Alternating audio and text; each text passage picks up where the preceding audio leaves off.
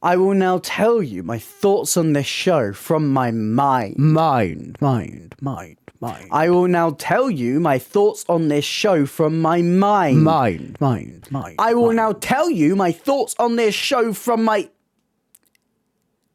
head. Mind Mangler has a really interesting production history. The character started off as one of many in Magic Goes Wrong, a show that played in the West End pre and post-COVID. It then got spun off into Mind Mangler, member of the Tragic Circle, a one-act show which was mostly done at fringes, most notably the Edinburgh Fringe. And slowly as the years have gone on, it's become more and more evident that this is the way that they are progressing and taking Magic Goes Wrong from now on. Taking this one character and developing them more and more and more. And now we have a full 2-act version of the Mind Mangler. So is it a success or does it fail like a lot of the magic in this show? Let's find out. But if you haven't seen my face before, hi, I'm Ellie, I talk about theatre.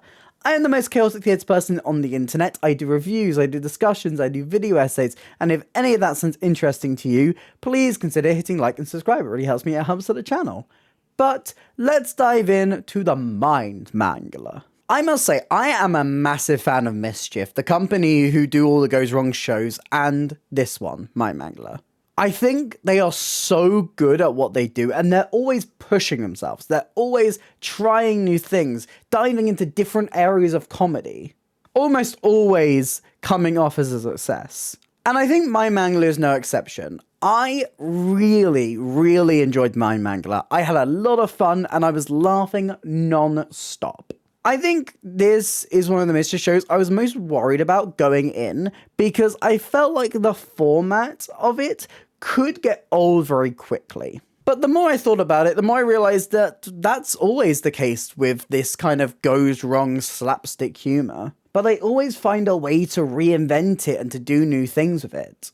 Mind Mangler had the potential to be really repetitive, but they're very clever with how they structure it to make sure it always feels fresh and always lands. Mind Mangler, member of the Tragic Circle, surrounds the titular Mind Mangler, Keith.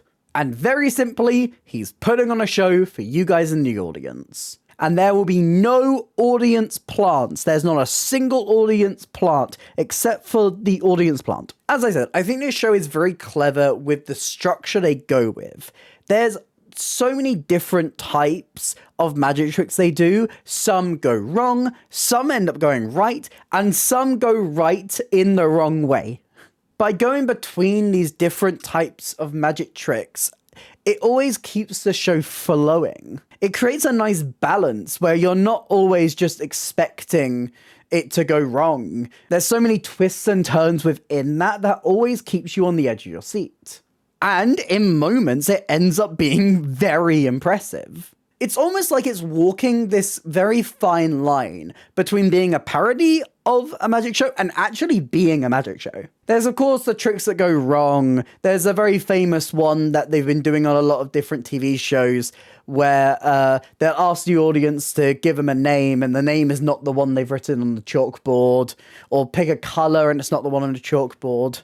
And a lot of these moments are sold by like the absolute desperation of the Mind Mangler to find a way to make sure the trick goes through and ends up working. Going to these extreme lengths and going on absolute tangents. There's the stooge tricks, which really work, especially with the dynamic between the Mind Mangler and the stooge. This is where a lot of the heart comes into the show. We get little hints of their relationship through each time Jonathan Sayers' character comes up on stage. Always in these absolutely brilliant shirts that just says audience member or different audience member on it.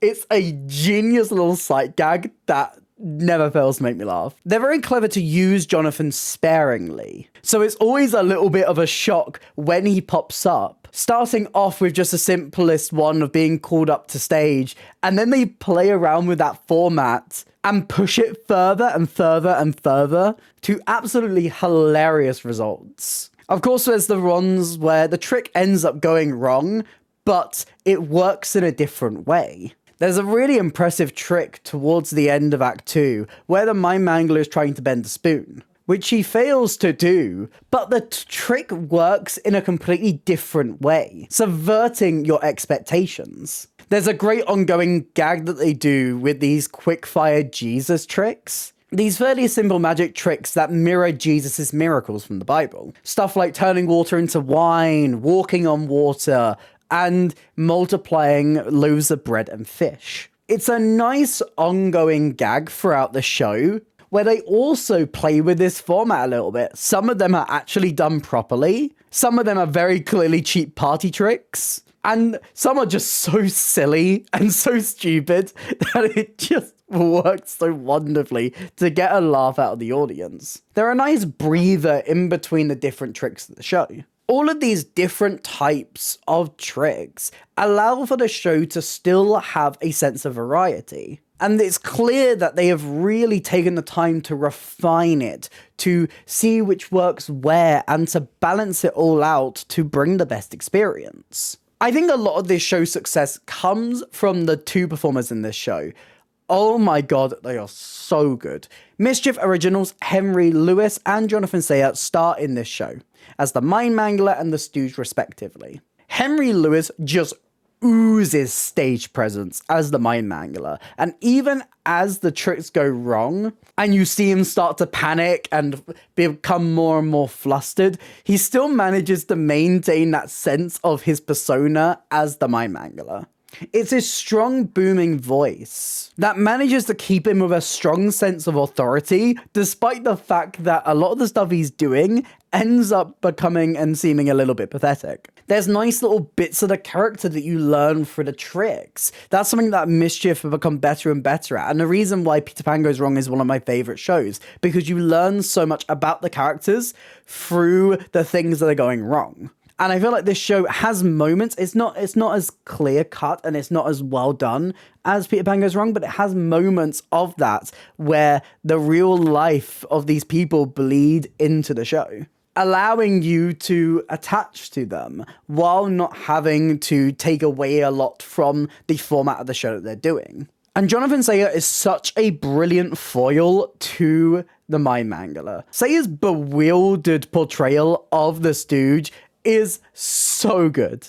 He's very wide-eyed and he's constantly messing up the tricks. But the two have such a strong rapport with each other. It's so fun to watch. And as you get drip-fed more about them, as you learn more about them, you really get a sense of their relationship together, how much they go through, how much they care about each other as well. All of this done on the backdrop of this magic show just completely and utterly failing. I really love how the set elevates this show as well. So many of the tricks do rely on set pieces, like the spoon bending, like a trick they do with an ice cream machine, and the final trick in the show, which features a set piece of daring quality. I love how they utilize all the different things that they can have. There's so many little sight gags with these set pieces. A great one with the ice cream freezer being that they couldn't get an actual chamber, so they've just borrowed an ice cream machine from the front of house. And it also incorporates things that you would typically see in a theatre, like mic stands or lighting rigs. There's also a strong element of audience participation throughout the show, as you would expect in a magic show. Of course, some of these end up being switched out at the last second for Jonathan Sayer. But there are some actual moments where you're brought up on stage. Before the show, you are able to write on one of these cards. Obviously, I didn't give mine in. I didn't have a good enough thing. Inside these cards, you write down your name and a secret, and these get put into a bowl on stage that stays there throughout the entirety of Act 1. There's some really great tricks that come out of this, some actual magic that gets imbued, and then the final thing ends up incorporating the entire audience. I feel like a lot of the tricks and a lot of the audience participation of this show end up being just the front 3 rows, getting the audience participation, which is to be expected. But they're very smart to have certain moments that do incorporate everyone to make sure everyone feels like they're a part of the show. Using cameras throughout the audience to make sure you can see everything, even if you're right at the top of the balcony. Even though the camera that they use is just a smartphone, so when it is blown up onto a big screen at the back, it does lose a little bit of its quality. If you're not so much a fan of audience participation, you want to sit towards the back of the stalls. You want to sit in the dress or the grand, because you do get a lot less of it there. But there are moments that manage to incorporate everyone. I think it's so clear that Mind Mangler has just been refined and refined and refined again until we have this end product that ends up feeling really, really good. Is it the strongest out of the Mischief shows? I don't think so. I think there's elements of it that they can take further. They can go even harder into the format of this show to bring out some even bigger tricks. But at this current stage, it's a really, really fun watch.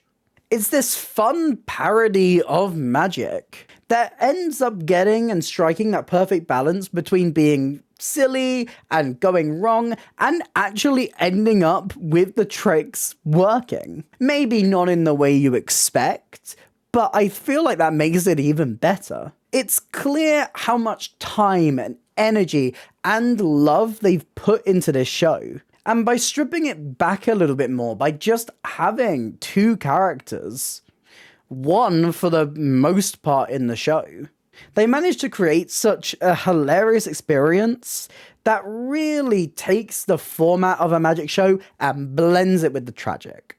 But what do you think? Have you seen Mind Mangler? Either when it was part of Magic Goes Wrong, the 1 hour version, or the current 2 hour version that's playing at the Apollo in the West End?